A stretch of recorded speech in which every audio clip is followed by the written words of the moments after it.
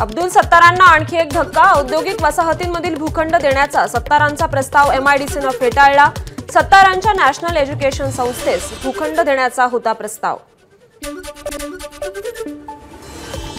विधानसभा निवडणुकीसाठी गडकरींकडून धडाकेबाज प्रचार। गडकरींकडून 13 दिवसात 72 जनसभा आणि रोड शो। गडकरींनी एका दिवसात सरासरी 7 सभांना केलं संबोधित।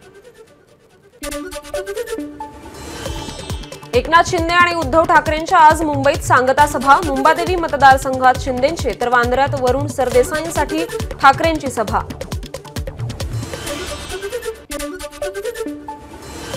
आज इंदापूर आणि बारामतीत शरद पवार आणि अजित पवारांच्या एकाच वेळी सभा। काका पुतणे इंदापुरात दुपारी 1 आणि बारामतीत दुपारी 2 वाजता सभा घेणार। प्रचाराच्या शेवटच्या दिवशी महायुती आणि महाविकास आघाडीत जाहिरात वॉर। वृत्तपत्रांमध्ये भाजपकडून से नो टू काँग्रेसच्या जाहिराती तर काँग्रेसकडून महाअभद्र युतीचा महाअभद्र कारभार, हद्दपार करू भ्रष्ट युती सरकार अशा आशयाची जाहिरात। महायुतीची जाहिरात खरी, महाविकास आघाडीची जाहिरात खोटी। आपापसातल्या वादांमुळे महाविकास आघाडी मागे पडली आहे। बावनकुळेंचं वक्तव्य। 160च्या वर जागा महायुतीला मिळतील असा बावनकुळेंचा विश्वास। उपमुख्यमंत्री फडणवीसांकडून एक्स पोस्टच्या माध्यमातून विकास कामांचा लेखाजोखा जनतेसमोर मांडण्याचा प्रयत्न। जे बोलतो ते करून दाखवतो अशा आशयाची पोस्ट। वांद्रे पश्चिम मधील भाजप उमेदवार आशिष शेलारांच्या प्रचारासाठी दिग्गज कलाकार मैदानात। अभिनेते अजिंक्य देव, शरद पोंक्षे, नंदेश उमप, आदिनाथ कोठारे, अमृता खानविलकर यांसारखे अनेक कलाकार प्रचारात सहभागी। शिवाजीनगर मतदारसंघात नवाब मलिकांची प्रचार रॅली। सना मलिकही प्रचार रॅलीत सहभागी।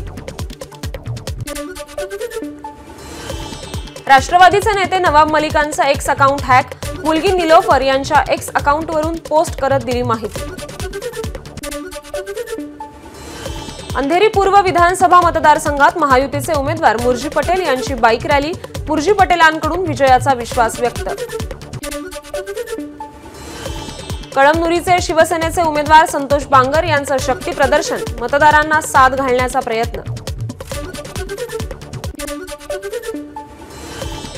इंदापुरातील हेलिपॅडवर अजित पवारांच्या बॅगची तपासणी। बारामतीत आज अजित पवारांची जाहीर सभा।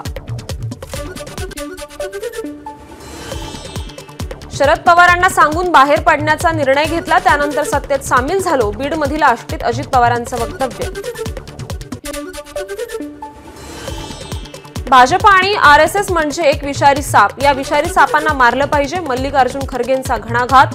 तर महाराष्ट्रात चोरांचं सरकार, खरगेंची टीका। एबीपी माझा, उघडा डोळे बघा नीट।